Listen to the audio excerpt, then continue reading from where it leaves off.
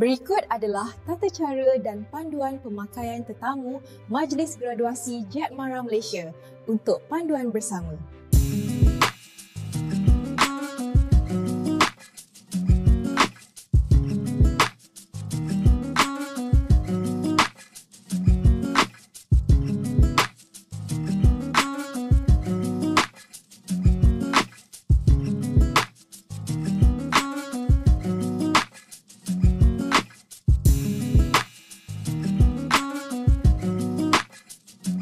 Kerjasama semua tetamu untuk mematuhi tata cara pemakaian ini untuk membolehkan anda masuk ke dalam majlis nanti.